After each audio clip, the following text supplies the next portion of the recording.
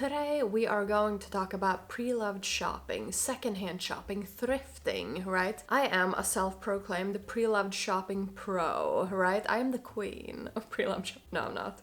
But anyway, I've been doing this a long time, right? I mean, most of my designer handbags I've bought pre-loved. Most of my designer clothes I've bought pre-loved too. Same with like shoes and coats and accessories and whatever. I will tell you everything that I've learned in the past 10, I guess more, but let's say 10 years of pre-loved luxury shopping and how you actually make great purchases on the pre-loved market. Something I want to tackle right from the start is that impulse shopping pre-loved, I think it's just as useless as impulse shopping new items right from the store. Impulse shopping, unless you have like a wish list or you have like a clear goal in mind for the things that you need and the things that you feel like you will actually get use out of when you add them to your wardrobe. Like if you're just going in there into the thrift shop and just picking up whatever because you're just like, oh, maybe that's cute. Maybe it is cute. Right? But the thing is, if you're buying something because it's cute and not because it will have a purpose or like an actual use in your wardrobe, down the line, you'll probably just realize that this purchase, like, why did I make this purchase? Sure, maybe it was like a $1 shirt or whatever, and maybe you thought it was cute, but if it doesn't really fit into your style or blend seamlessly into the wardrobe items that you regularly wear, like then it will just be $1 wasted. And $1 is nothing, but it's not about that $1, right? Or $1 is not nothing, $1 is $1. But you get what I'm saying, right? It's not about the dollar. It's about the space this item takes up in your wardrobe. It's about having items that maybe you don't really see a need of having in your wardrobe. It's just adding clutter. It's adding additional fluff in your wardrobe that's just distracting you from the good items, right? Impulse buying stuff that's less than perfect is just useless. I don't think you should do that secondhand. I don't think you should do that new. Tying into this as well is that things can be beautiful without you needing to buy them. There are so many beautiful garments out in this world, but that doesn't mean that I need all of them, right? Even though one might think that that's how I operate, seeing my decluttering videos in terms of how many things I have in my wardrobe. But when you go into a pre-loved store or when you scroll a pre-loved website, there will be so many beautiful things that you will see and you'll be like, well, I could have that. That is a stunning Max Mara coat at like 200 euros. Of course I need it. But do you actually need it? Do you already have a camel colored coat that you can wear to most occasions? Yes. In my case, I do have a camel colored coat that I adore wearing. So do I need another one? No. Not until that one, like I've worn it to the ground. It doesn't have any life left, which I don't think will basically ever happen. Because a coat like that, once you've bought the perfect one, you don't need the next one, right? Same with like blazers. Blazers is one of my weaknesses. I adore a nice blazer, like a good piece of tailoring. There's nothing better than a well-fitting, like gorgeous piece of tailoring. You can never have, yes, you can have too many pieces, Amanda. It's one of those things. When you put something new in your wardrobe, if that thing doesn't serve a completely different purpose or offer a completely different style opportunity to the 44 blazers I already have, right? I don't need that 45th blazer, right? I will see beautiful blazers every time I open Selfie, every time I open Vestiaire Collective, but I try to not look for them because if I find them and if I see like a beautiful Brunello Cucinelli blazer that's a reasonable price or a beautiful Hermes blazer at a reasonable price, which were two blazers that I found last year and also in 2023, right? Those blazers are beautiful, they're gorgeous, they're stunning. And I bought them both for like 200 and something euros, right? Or dollars, I think they're pretty equal to euro to dollar at the moment.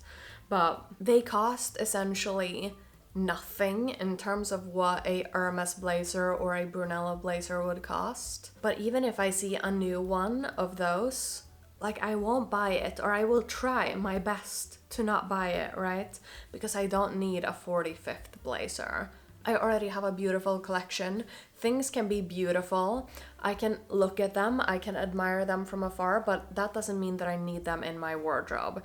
That goes for both when you're shopping new things, but may I be so bold to say that it might be even more important to have in mind when you shop pre-loved, because you can find some beautiful things at prices that you think are too good to pass up. But if you don't need it, you don't need it, no matter how beautiful the item is. And on that note as well, even if we're talking about pre-loved shopping, like I said, the Brunello blazer and the Hermes blazer, I bought them for like 200 euros. If you're not used to pre-loved shopping, you might be like, why would you buy something secondhand for 200 euros? That's ridiculous. That's a lot of money. Yes, that is a good chunk of money, right? But the thing is, the high quality pieces on the pre-loved market, likely someone has bought it for a lot more. If they bought it retail, like a Brunello blazer is like 4,000 euros. Someone has bought it for a lot more money. They likely don't want to sell it for $1 or $2, right? The high quality pieces on the pre-loved market, they won't cost less than your Starbucks order. Kind of thinking in terms of, okay, sure, I can find a $5 blazer, but if that's an H&M blazer, I don't want it, right? I mean, $5 blazer on the pre-loved market. You can, of course, buy the cheapest stuff on the pre-loved market in the thrift shops, right? But usually the rule of thumb, in my experience at least, is that the really nice high quality things won't be cheap, right? They will still cost a pretty penny. You will have to pay a little bit of money for them, but I think you're better off buying the highest quality item that you have budgeted for or that you can afford in the category that you're looking for. Because the thing is, I bought a 4,000 euro blazer for 200 euros. And I wear that blazer so much, and that is, in my opinion, such a nice piece of tailoring. Making sure that you buy those pieces that you feel like, oh my god, that is stunning, that is beautiful, I would love to own that thing. I would rather spend a little extra money to buy the highest quality thing or the most beautiful thing, in my opinion, right, that I can find. Not saying designer things are inherently better than non-designer things, but my rule of thumb is I look up what brand does well in general in certain categories, and then I want to buy into that, right? I don't want to buy a 4,000 euro blazer, but I'm happy to buy a 200 euro blazer. In my opinion, like I said, buying the highest quality item that you have budgeted for or that you can afford for that category of clothing or handbag or shoe or whatever you're trying to buy, right? That's my preferred route when pre-loved shopping, and not just impulse buying whatever first thing that is cheapest that I see in the thrift shop. Now, when you are looking for something specific on the pre-loved market, the thing is that likely it will take time to find it. In a world where we're used to like a TikTok shop telling us what we need to buy, or something popping up in our Instagram algorithm and just buying it from there, I mean, pre-loved shopping seems like an inconvenient route. But I think that's the beauty of it. I think the pace that we're consuming at the moment is not realistic. It's not sustainable. You'll have to be patient. You'll have to do your own research. You'll have to take the measurements of garments. You'll have to slow down the process of thinking that you want something to actually arriving at your door. And in my opinion, that's a good thing. Let it take time, right? Enjoy the process of hunting down that item. In my opinion, like the hunt is the best part, because then you get to sit there, scroll through the things, get yourself into a dream world of, oh my god, I could have that Rouge Hermes Kelly and I could look like a little French girly with a little beret and my little striped shirt and my perfectly fitting blue jeans, right? Or maybe I could have that, I was gonna say Hermes boot, but we cannot only talk about Hermes thing. Whatever, you get the point, right? Pick your favorite item, dream yourself away, look through the site, And then if you find something that you actually want, negotiate, be patient, let it take time. I think many of us see negotiating as something rude. I don't think you should see it as something rude. I mean, obviously, someone put up that garment on a pre-loved site because they want to sell it. Most of us, like, our gut instinct is to put something up for more expensive than you would expect to get for it, right? And if something is outside of your budget, I mean, obviously, be respectful, be kind, be understanding to the person who's trying to sell it. If they say, no, this is my final price, then it's a no. A no is a no, right? That goes in all scenarios. But if you're messaging the seller, you're telling them that my budget is this and this, I adore your blazer, it's such a beautiful piece, back to the blazers. I would love to own it, but it's a little bit outside of my price range. I see you put it up for this price, I would be willing to pay this. Would you be interested in selling it at that price, right? It doesn't have to be like a bazaar where you're like, no, I don't want to pay that. No, I don't want to sell it for that. Like, it doesn't have to be a fight. Negotiating is not a fight. Negotiating is just a conversation to see if you can reach an agreement at a price that's good for both parties, right? We're not trying to make one party lose and one party win, right? It's just an exchange of information to see if you can find an agreement, right? And I think that is very helpful to keep in mind when you go into the pre-loved market, right? Especially at a place like Vestiaire Collective. Obviously, you can just send someone a ridiculous offer, but I don't think that's very respectful. I would rather, before I send an offer, if there's something that I actually really would like to own, then I would rather send a message and take the conversation piece before I just send an offer on something, right? But what I'm saying, I think you should negotiate when you're on the pre-loved market trying to buy something, especially if something is outside of your budget and you see that the seller has had the item up for a long time and maybe they're trying to sell it but no one is buying it, maybe the price is incorrect. If they put something up for sale and it's a nice item, it would probably have sold if she had it out, or he or she, them, it, if that person had it out for the right price point, right?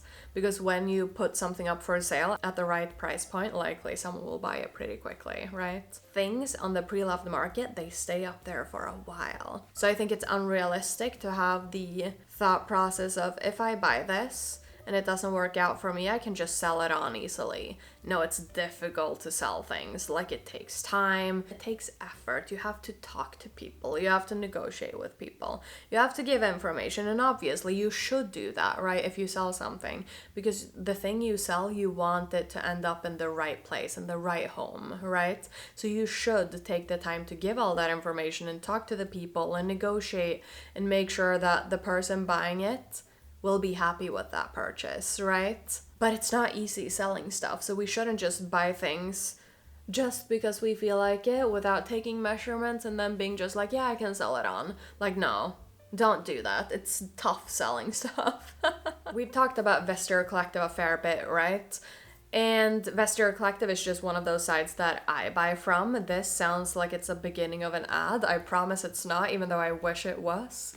If Vestiaire Collective wanted to sponsor me, that would be the dream, right? But we have to keep dreaming, right? But the thing is, when you buy luxury things on the pre-loved market, my biggest recommendation to you is that you should buy through a site that you can authenticate stuff through. Because the worst thing that can happen in this process, right, is that you buy something from, like, I don't know what site you buy stuff from that you can authenticate from. But let's say you buy it from, like, Craigslist. I don't know if that still exists. I think eBay has an authentication process now. I've got no idea how that works, but right, if you buy something from a site where you have no one backing up this purchase, if you buy something, you get it home, you feel like your stomach drop, you feel that cold feeling on the inside because you see that this item that you've bought is fake, it's inauthentic. Like, that would be the absolute worst. And if you buy from a private seller at a site where you don't have like a third party authentication, right? Like in the purchasing process, then there's very little you can do because likely that seller knows that they've sold you something inauthentic and they're just happy that they got your money. Right, so you can't really go back to the seller being like, hey, I want to return this. They're going to be like, okay, you won't get your money back. Probably. This is maybe my distrust in humanity, but likely they won't just give you your money back and take the item back because likely they've tried to scam you, right? So I think buying from a place where you know that they have like an authentication service available and actually using that authentication service, right? I recently filmed a video where I bought an Hermes Click H bracelet from Vestiaire Collective. When I got the item home, it turns out that that bracelet was inauthentic, right? When I unboxed it, I low-key knew that Vestiaire Collective would have my back, right? So I wasn't really scared of what would happen, but God forbid, if I'd bought that straight from the seller and it was fake, then I couldn't have done something, right? There would be nothing I could do to get my money back and to get that fake Hermes bracelet out of my life, right? Buy stuff from a place that authenticates. If you feel the need to authenticate stuff outside of that buying process yourself, I think that's a good practice, right? To have, is it still a third party if you've already had a third party authenticate it, or is it a fourth party?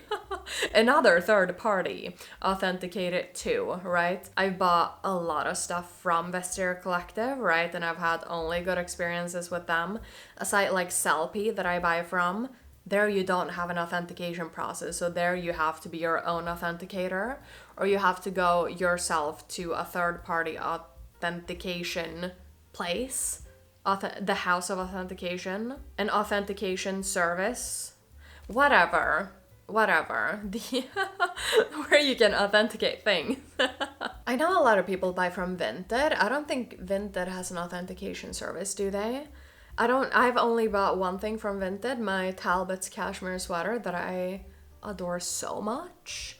That sweater is beautiful to me, but I don't think you can authenticate stuff on Vinted, can you? When I shop on whichever platforms though, I use all the filters. When you're looking for something specific, which, like we've already discussed, I think is the best way and the only way you should look for stuff on the Preloved market, right? With a purpose and looking for something specific. Let's say I look for a brown blazer in wool. I go on Sellpy. If I'm looking for a specific brand, obviously that search becomes very narrow, because then I'm basically looking for a brown wool blazer from Brunello Cucinelli. How likely is it that I will find that today? Probably not very, but if I broaden my search to all brands, let's say, or selected brands that I would buy from, then I filter on the fact that I want a woman's blazer, I want it to be in wool, I want it to be brown, I want it to be these size ranges, right? I'm usually looking at a small, a medium, sometimes large, and then I just click in like 36, 38, 40, stuff like that, like all the different size options, right? Then I see my search, and there I have my options. Some sites you can filter on like sleeve length and like dress length and stuff like that. If you're looking for something very specific, I would say also use those filters, right? Use the filters for everything. And sometimes when you search for something like that, let's say that brown blazer, you get a lot of different types of brands. I usually go through the brand options, right, that show up in that search, and then I filter further to the brands that I would actually buy from, right? So I would say whatever platform you're on, just use those filters. Same with if you can filter for like good condition, great condition, excellent condition, new with tags, stuff like that. Filter for wherever on that scale you are, right? Do you only want to buy new with tags? Then just add that filter so that you only see those things, so that we don't get tempted by things that are not perfect for what we're looking for, because we don't want to buy those almost perfect or those like, yeah, that could be good enough pieces, because good enough is not good enough for our wardrobes, right? We need perfect. Perfection doesn't exist, I know, but for wardrobe items, I think we can get pretty close to perfection. And when we've done our search, we've found some perfect items. Go through them, look at all the details. Do they have any signs of wear? Do they have any little stains? Do they have any snaggins?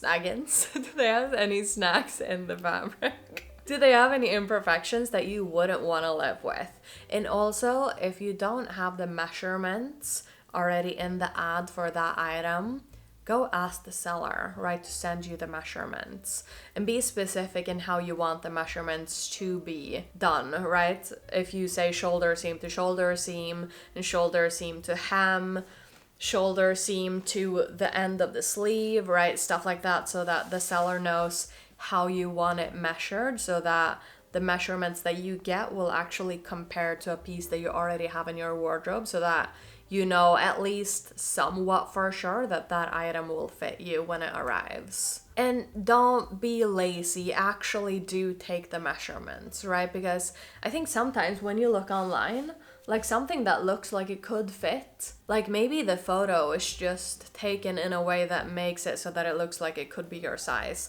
I mean, sometimes when you look online and you see like, oh, that's a pretty bag, and that's all sent. I cannot speak anymore.